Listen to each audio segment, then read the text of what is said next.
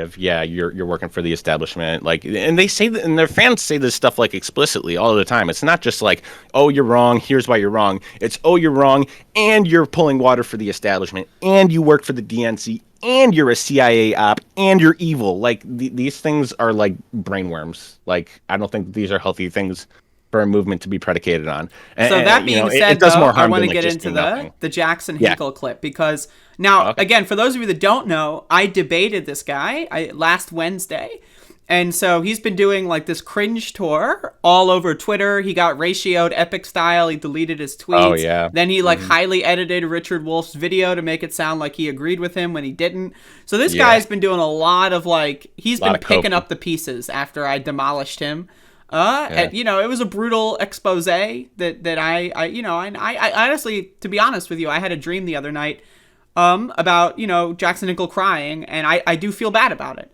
So with that being said, this is the latest installation of his cringe tour. He's going on the General Strike Summit to talk about apparently how Hasan and Vaush are actually like CIA agents or whatever because they disagree with him on China or something. So let's watch. If you like, we all deal in the online space, so we know who the actors are that are constantly attacking us, right?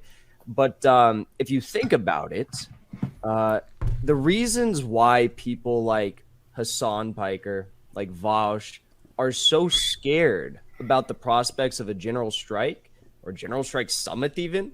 So okay, already the idea that Hasan or Vaush would be against a general strike to me. Now, again, I don't watch those streamers, but I know enough about them to know that they would be supportive of a general strike. However, you can't just do a general strike. All right, y'all, let's do it. Like, you got to build up to it. You got to have a roadmap, right?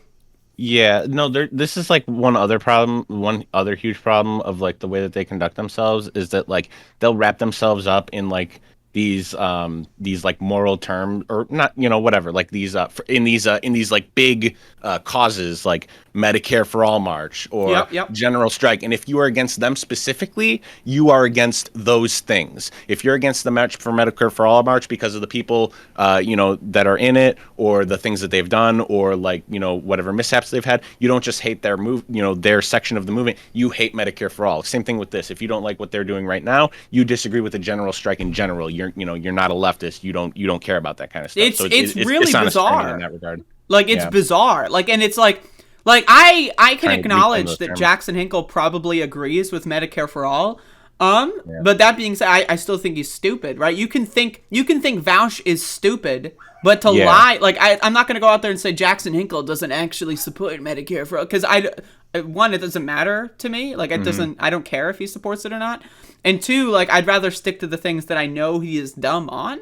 I'd rather play a clip of him saying something stupid like I'm doing right now and then make fun of him, rather than make fun of him for, like, you know, you wore blue socks in 4th grade and now I'm going to make fun. Like, I don't know what you were wearing. But anyway, let's go. Are the same reasons why they're scared about people finding out the truth about what's happening in China? What's happening in Syria, for example, right? Okay. I have to pause it. Did you see Nick? He throws his arms up every time someone like it's like truth. It's really funny. Yeah, it's really great. It's really good because, like, okay, so it's now let's be very honest about this. We need to be very clear. Imagine you're on the sidewalk, right, and you're waiting for a traffic light, and you make conversation with someone next to you. Now, 99.9999% of the time, or like you're at a bar, whatever, you're talking to a random person, right? If you ask them what they think about China and Syria, right, they're gonna go, huh? Right. Yeah, you go up to someone in the bar. You're like, I was wondering what your opinion on the OPCW chemical weapons attack in Syria cover-up is, and what they did to the whistleblowers. Like, you know, they're gonna go, what? They're gonna go, what? Right. Yeah. Now, if you ask someone how they feel about a general strike, maybe 98% of the time you're gonna get a what. But you might get more people to go like, oh yeah, I'd be down with a general strike. That sounds good.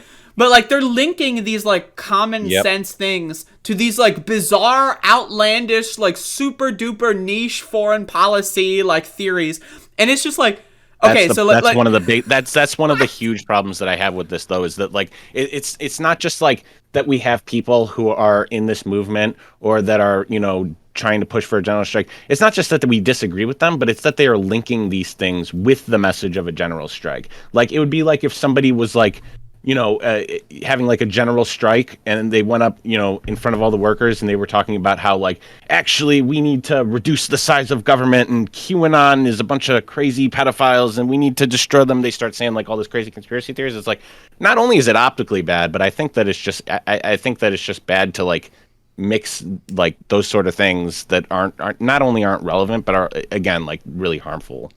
Yeah, and it's like it's the same thing where you have like anti-vaxxers at the March for Medicare for All. It's like that they like platform and promote them. Yeah. Right. Yeah. Like it's one thing like if some guy in the crowd has these bizarre beliefs, but they're still there to show up, and they're like, that's one thing.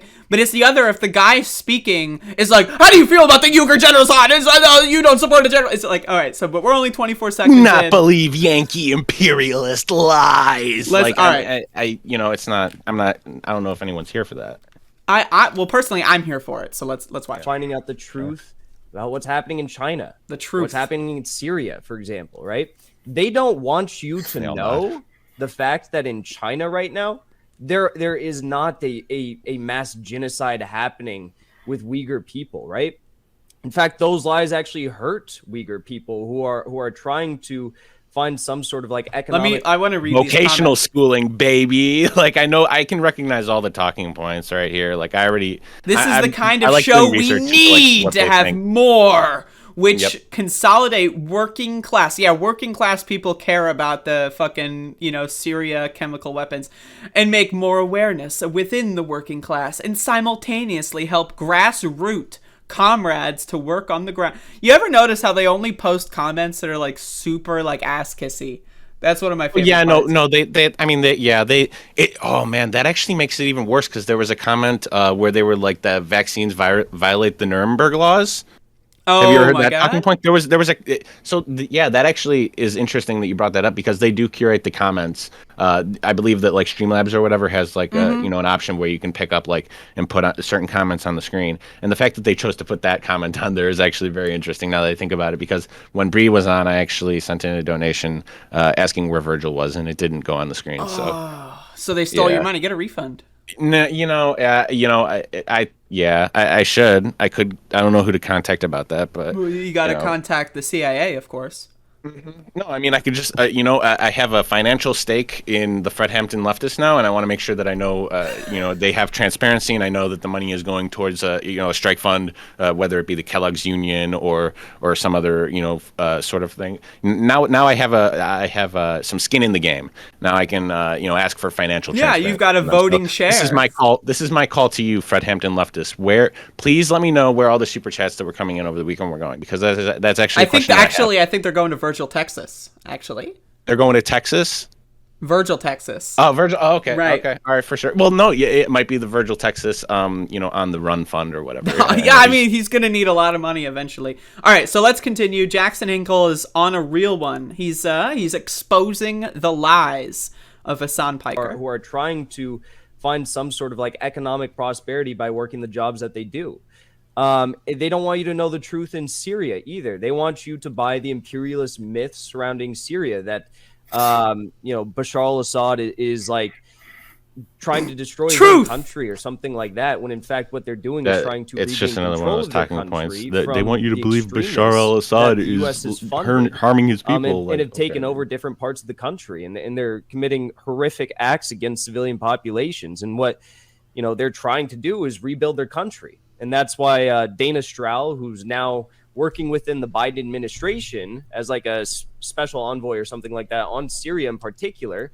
What does this have to do with a general She has stated explicitly that the United States has taken over 1/3 of Syria with the help of the Kurds to secure the hydrocarbon-rich region of the country, to cut off the Syrian people from vital resources that are, very important to the country's economy, like oil, natural gas, wheat, etc.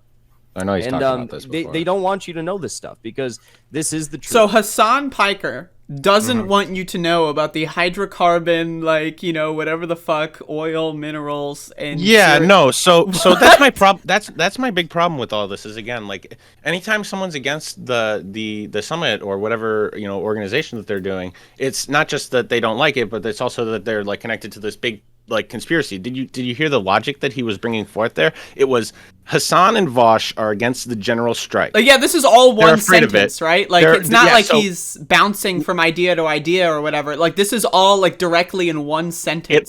It feeds into that same frame of logic. Let me connect the dots for you. Hasan and Vaush are afraid of a general strike, he says. Yep. They're afraid of it for the same reason that they're afraid of people learning the truth about the Uyghur genocide or the Assad chemical attacks in Duma.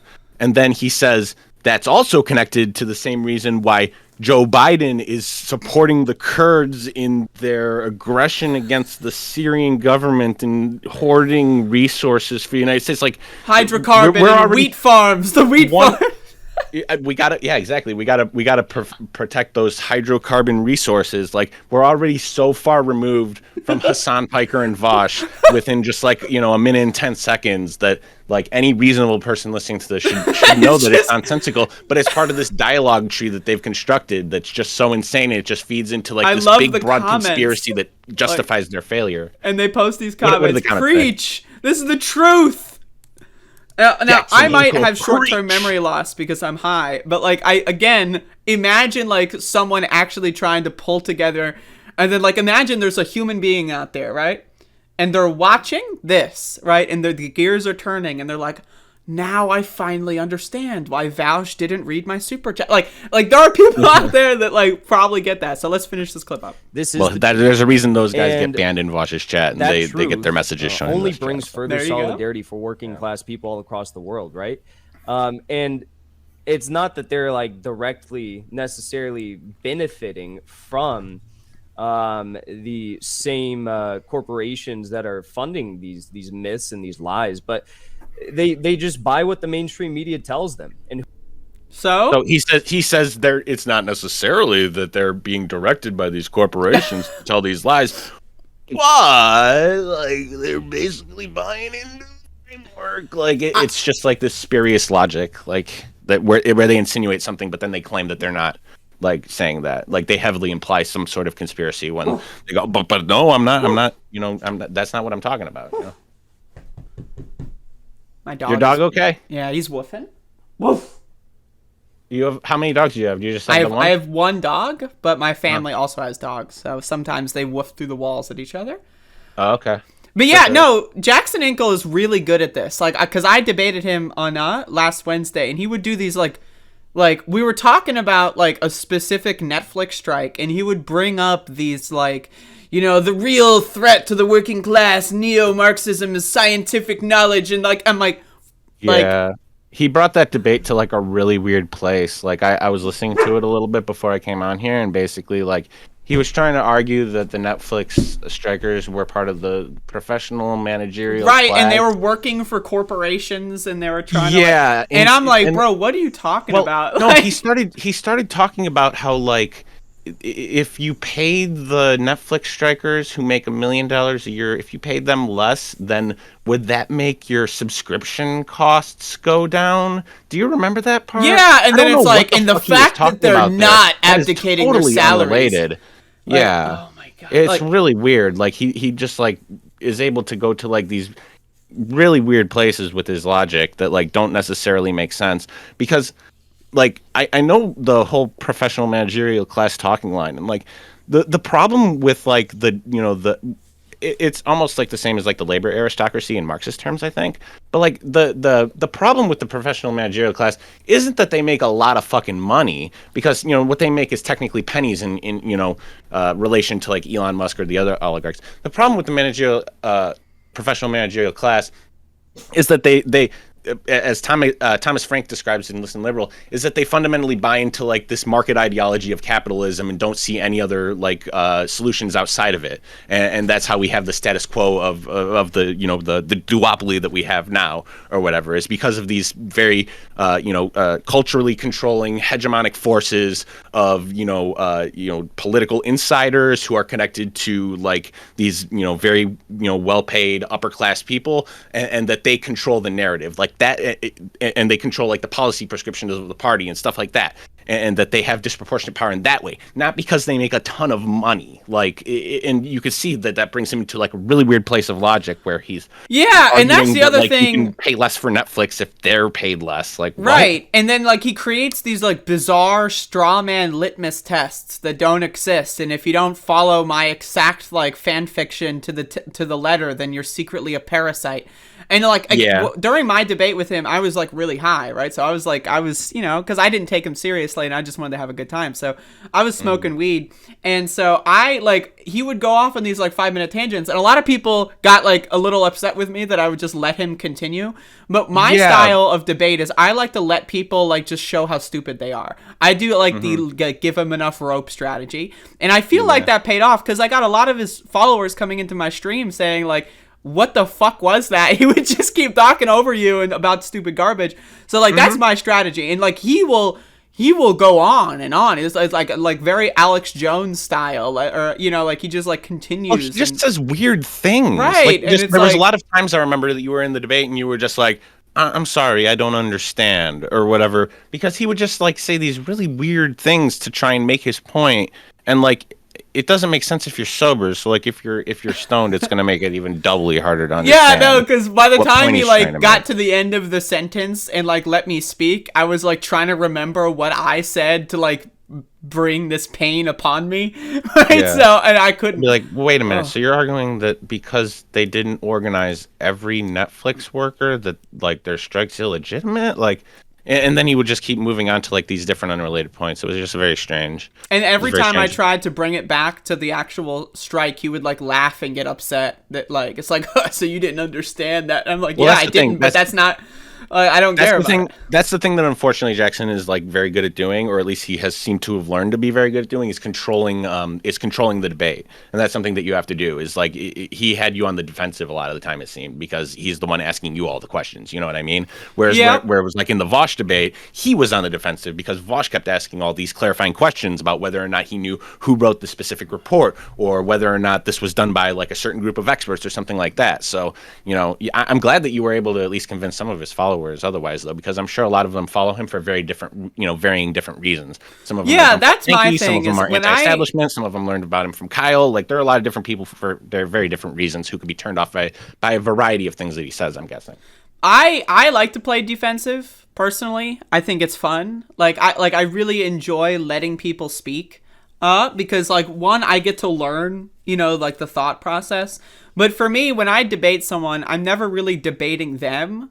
I'm not really interested. It's like in debating that person. I'm more so just trying to get my point across to their audience. So I don't. Important as well. Yeah, I don't really because I know I'm not going to change Jackson's mind. I know he's going to declare victory and like do the Trumpian bullshit. Like I couldn't imagine how cringe the cringe tour would end up being.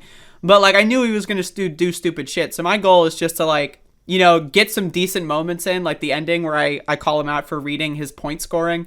That was one of people's favorites. But I haven't just gotten to that love part yet, but I'm excited. It's good. Yeah, I just love letting these people talk. Like, because like I feel like any somewhat rational person who like listens to these people like talk extended periods of time, like is just gonna like get confused and nope out, and that seems to be what happened, I think. But anyway, it's the reason that Jimmy Dore doesn't do debates. You know what I mean? Exactly. Like, he only goes on shows that he agrees he'll with. He'll say something really stupid. Yeah, exactly. What other clips should we do? Do we want to get into this?